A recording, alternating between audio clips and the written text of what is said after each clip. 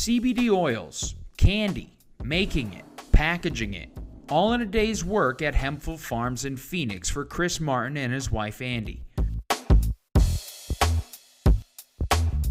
Then this is production, where we do dog treats, we do all the packaging. But maybe not many would have gone back to a business that almost cost them everything. On my record right now, I have 15 total felony convictions from 1996 to now, and it is all pot related. Martin is a tough-looking dude, tatted up and a biker, but with a soft side. He was a medical marijuana trailblazer about a decade ago. Using THC to treat his own Crohn's disease, he started making zonka bars, a big name in the marijuana edible game. He started selling the infused candy to compassion clubs, people looking for medical relief with THC, but who didn't want to smoke. The problem? He wasn't partnered with a licensed dispensary. The police came knocking. It was all police, it was 4 jurisdictions, and guns held in my kids' faces for a plant that is supposed to save my life. His status as an ex-con meant he could have faced life in prison. The edibles entrepreneur says he was caught up in trumped-up charges stemming from the war on drugs. The father of 5 fought the charges and ended up serving 2.5 years in prison. But I make it mandatory that we write these people. I don't want them to feel lost or forgotten.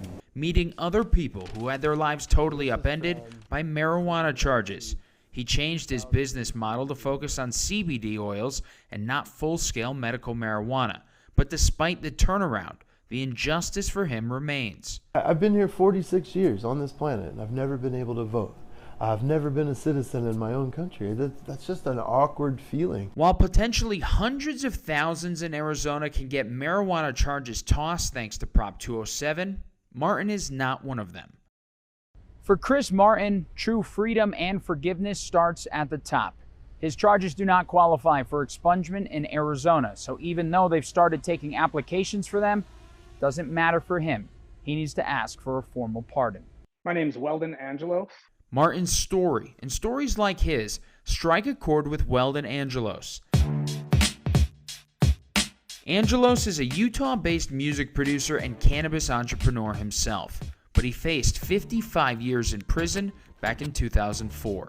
He had sold about $350 worth of pot to an undercover agent, and he had a concealed weapon on him. His harsh sentence attracted a coalition of Democrats and Republicans looking for reform.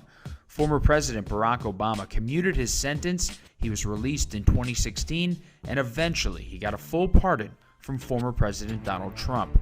He now helps people like him seek pardons from their state governors, and a laundry list of some of the biggest names in hip-hop joined him seeking reform at the federal level, where marijuana is still a crime. What really gets me is that today, these corporations and entrepreneurs are violating federal law, but becoming millionaires, where other people, like Chris, like myself, like Luke Scarmazzo, are going to prison for it and becoming felons for doing the same thing, both violating the same federal statute.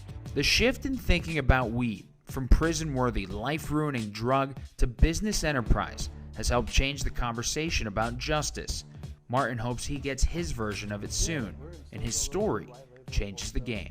I wanted to show people that mistakes can be made, and we can recover from that. We can grow and be better. Matt Gelka, Fox 10 News.